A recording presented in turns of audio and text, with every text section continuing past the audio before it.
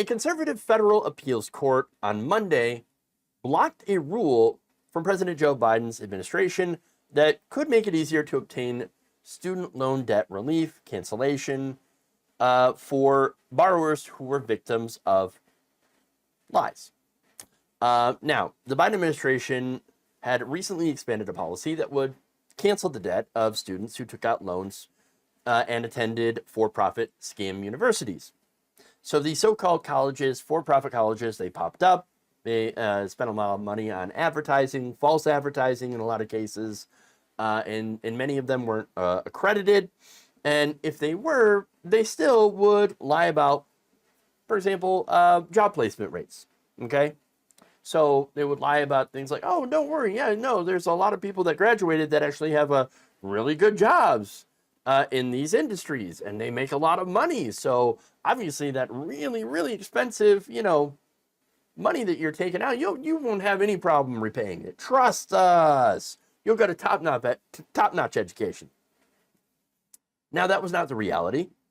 In fact, one for-profit college company went so far as to claim that, hey, oh, no, people that worked at McDonald's, well, they were having a gainful career. As a fry cook, that's part of our culinary program.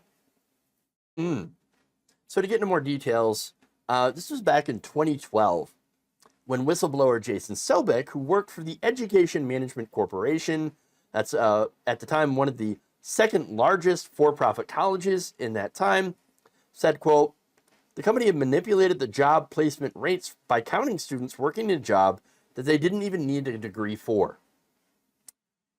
So, for example, Sobek pointed to claims to how EDMC claims other students were placed in jobs related to the degrees, such as a fashion, marketing graduate, an accounting major, and a business graduate. He said the data he provided showed the fashion marketing student was actually selling shoes at a Converse outlet store for minimum wage, while the accounting graduate was working at McDonald's as a cashier. As for the related job, the business graduate was counted as receiving after graduation. Sobek says the data reveal he was actually working as a janitor. So, not exactly as advertised, and yet they were using those examples as like, oh, our students, when they graduate with all of this debt, they're in very successful careers. No, not really. So, look, after all these allegations came out, there were investigations.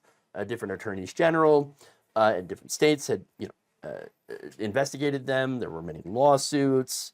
Not only that, but the Securities and Exchange Commission had also went in with their own investigations. Again, lawsuits, labor problems. Basically, by 2018, the company ended up having to file Chapter 7 bankruptcy and had begun to liquidate assets.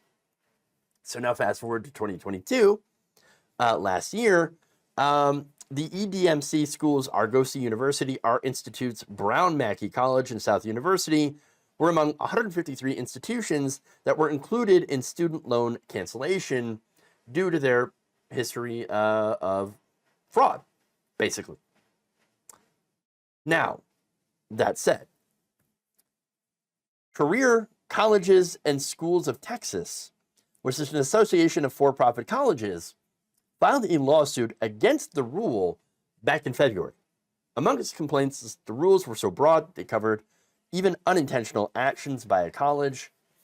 They also said the rule unconstitutionally gives the executive branch agency, the Department of Education, what amounts to the power of a court in deciding whether to grant claims for debt relief. So they don't like it because you're giving too many students who were screwed over debt relief. No, we think that these colleges, even though they've been proven to be fraudulent, you should still have to pay back those loans. Just because F you. Now, the colleges asked a Texas-based federal judge to block the rule while the case plays out. The judge had actually refused back in a June ruling. However, 3 Fifth U.S. Circuit Court of Appeals judges on Monday issued their brief injunction. The order said that the panel would hear arguments in November. So now these 3 judges on the panel in New Orleans are Edith Jones, nominated by Ronald Reagan, and 2 nominees of former President Donald Trump, Stuart Kyle Duncan and Corey Wilson. So the Fifth Circuit is deeply conservative. So is there any surprise that the Fifth Circuit decided that they were going to come in and hear out these predatory institutions, these corporations that, again, screwed people over, and a trade group that represents them? It shouldn't be surprising. It's not at all to me. Look, there are cases where this Court of Appeals is even more right-wing than the conservative Supreme Court.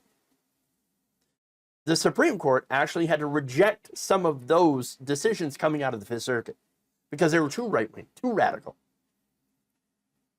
That said, when it comes to student debt relief, the Supreme Court actually agreed with one of the Fifth Circuit's decisions, and that was Biden's student loan debt relief plan. That got knocked down by the court, and so, yikes. But now the Fifth Circuit is, it's not enough for them to block Biden's student loan debt relief program. Now they had to come after students who were clearly defrauded by for-profit schools. Because at the end of the day, understand that they're ideologically opposed to Joe Biden, of course. But more importantly, they believe that if you get screwed over by a corporation, well, then it must be your fault. No, I don't agree with that. I don't agree, that with the court that you should be able to hear out these, again, very provably fraudulent corporations that have screwed over so many people, promising them an education and job placement when they clearly knew that they were not going to deliver, but took your money anyway and left you holding the bag. Look, the student loan forgiveness for these people, I mean, you would think that nobody would want to argue with it. But no.